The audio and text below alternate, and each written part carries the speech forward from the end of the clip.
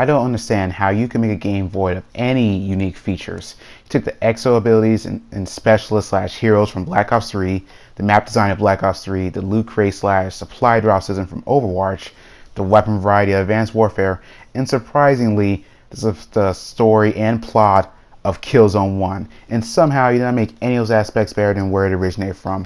You even added zombies as your third game mode. This is a third consecutive COD to have a zombie mode. Granted, Advanced Warfare initially didn't have zombie mode as a feature, but it doesn't make having it again any less bland. Infinity Ward, why didn't you just keep the alien mode from Ghosts? If humanity has been able to reach other planets, they could have accidentally stumbled upon aliens. Maybe some aliens could invade one of the ships and you have to rid the ship of aliens or something.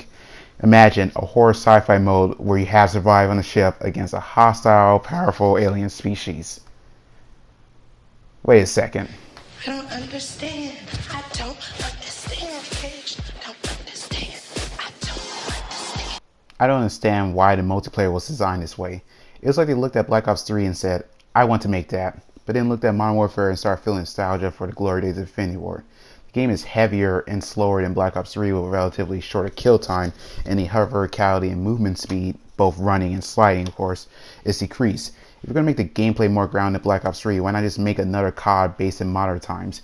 As much as I like exo abilities for this game, I would rather have boots on the ground gameplay similar to the Modern Warfare series. And I like to think Infinity Ward agrees with me. Otherwise, why would they add a mode that took out slash nerf your exo abilities and rebalance the guns and health for added lethality, making the game closer to that of Modern Warfare 1 than Advanced Warfare, if you were to put those two games on opposite poles of a spectrum? If the original design was pivotal to the feel of the game, why would they make a mode dedicated to drastically changing it? Black Ops 3 didn't do it, and hardcore mode and other Call of Duty games didn't drastically change the game. It only removed the HUD, health regen, and increased damage, aka made the game more realistic. Considering that Modern Warfare was going for a more realistic vibe, I wouldn't call that drastic gameplay change. I don't understand. I don't understand, bitch. Don't understand. I don't understand the map design. Most of the stages do not require any of your exo abilities to access. Using them usually just put you in a bad position. So ones that do have areas that require to use your exo abilities barely have any reason for you to use them.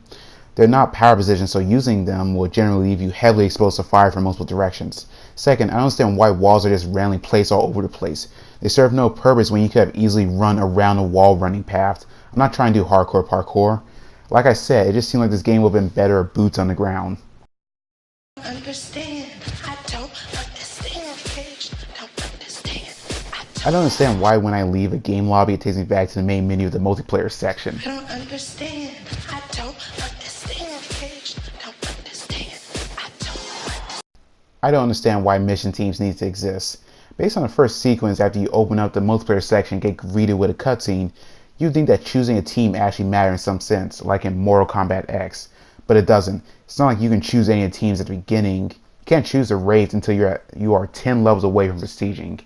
What would have been cool is if certain rigs were locked behind certain factions, therefore making picking a mission team meaningful, unlike how it is now, which is a glorified side objective giver, an unnecessary wall one must jump in order to acquire certain weapons.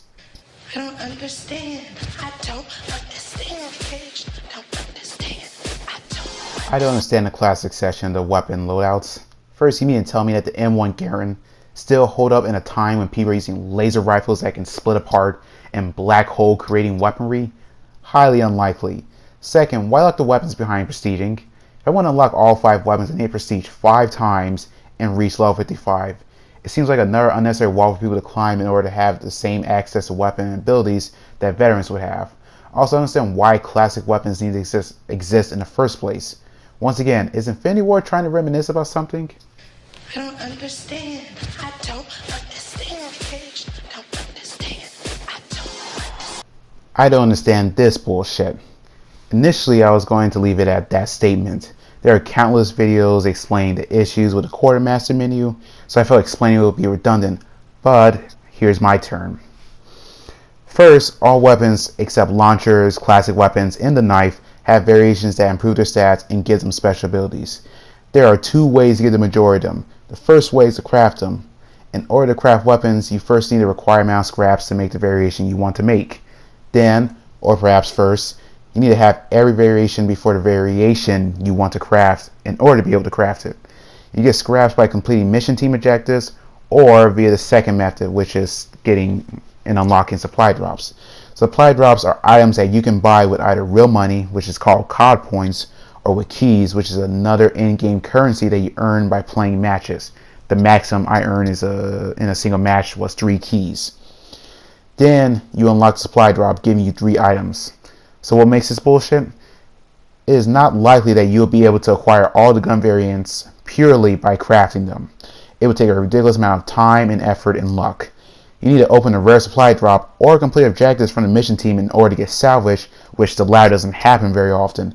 Therefore, your main way of unlocking variants is through supply drops, which is entirely RNG based, which is a system that uses a random number generator, and it takes a long time to earn. Did I mention that the legendary weapons drastically alter stats of standard weapons and make them undisputably better than the other versions? Did I also mention that they are extremely rare since the majority of items in the supply drops are cosmetic items, like weapon camos that are the same across all weapons, but you still have to unlock it for each and every weapon type, including non-variant weapons like the knife. Did I also mention that even if you unlock an item in supply drop, you can get it again, but instead of unlocking the item, you get roughly 10% of its value in scraps? You see why I don't understand why it's a ding from a gameplay design perspective, right? It's an inherently bad system that widens the gap between new and veteran players artificially, and even worse, it tempts players who want to unlock those legendary weapons to spend real money on something that only exists in Infinite Warfare and won't carry over to the next COD. I don't understand. I don't understand, bitch. Don't understand. I don't. Lastly, I don't understand why people still camp in this game, and as an extension, Black Ops 3. I mean, you have a game that carries some more run and gunning than other CODs, yet there are still so many campers.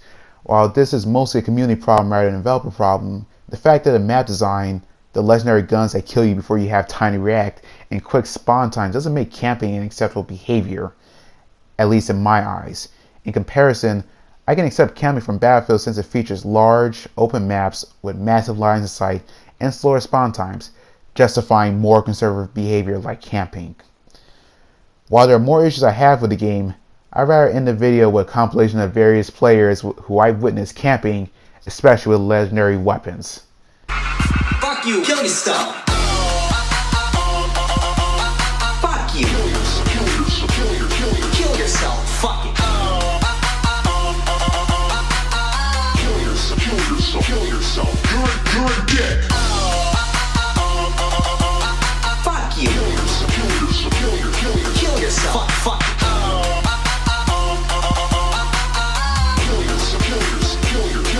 Shut the fuck up. Fuck you. Kill yourself. Fuck it.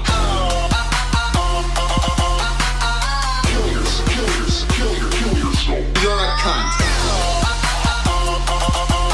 Fuck you. Kill yourself. No.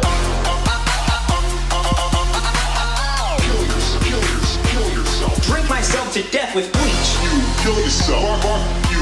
Kill yourself. Fuck you. Kill yourself. I don't give a goddamn. Fuck you. Kill yourself. Fuck you. Kill yourself. Fuck you. Kill yourself. I don't give a goddamn.